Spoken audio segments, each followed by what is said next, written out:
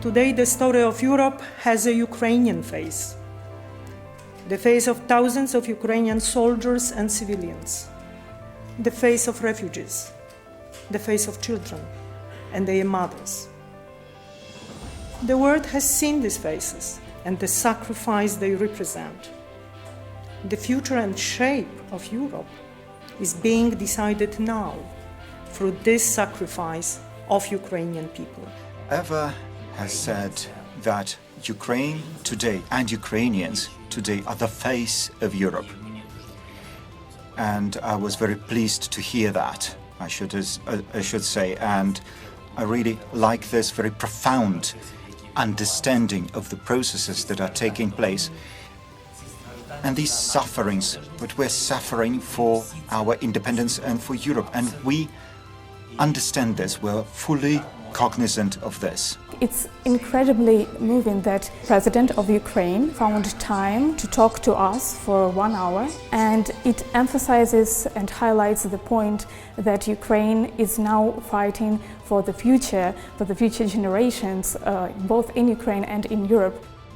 This is the space of freedom, democracy, rights, the observance of human rights and social justice, and these values are not given out of the blue. It's not that something could be treated as something obvious that is passed from generation to generation by institutions.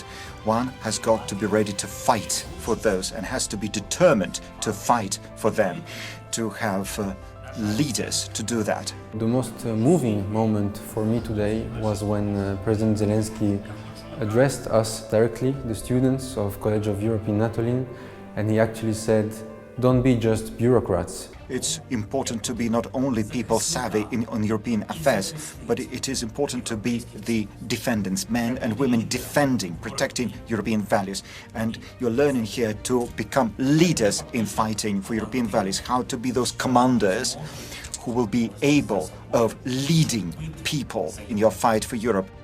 Ukrainian and Lithuanian students decided to celebrate the National Day together. We feel that our countries are very much tied together. We have very similar visions of geopolitical state of affairs. This event brings me hope that the future of Europe is in good hands. I think it's really important that both of the presidents highlighted the importance of us students as the future leaders, as the future generation. Having the opportunity to interact with President Zelensky was actually incredible, and he wasn't avoiding any topic. He answered very directly to all of our questions. How do you and your press services build your communication and find the right balance to reassure your population, while at the same time motivate the rest of the world to provide the means needed to assist you, and also at the same time not to reveal too much strategic information to Russia?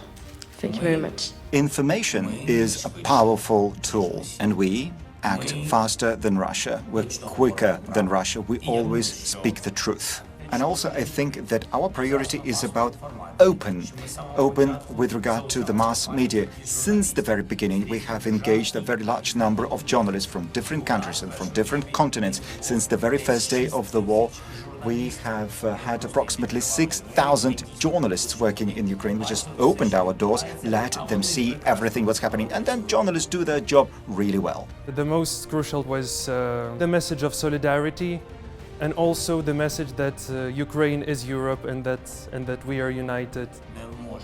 No single country can win against Hillary, but once countries are united, they become competitive in principle and on the battlefield. And once united, we can compete against the tyrannies and we can prevail over any tyranny. The philosophy of European unity, it is more than just what governments alone can do. It's more than just what leaders and heads of state alone can do. It's about everyday people. And there's everyday people all around us here at the College of Europe in Natolin.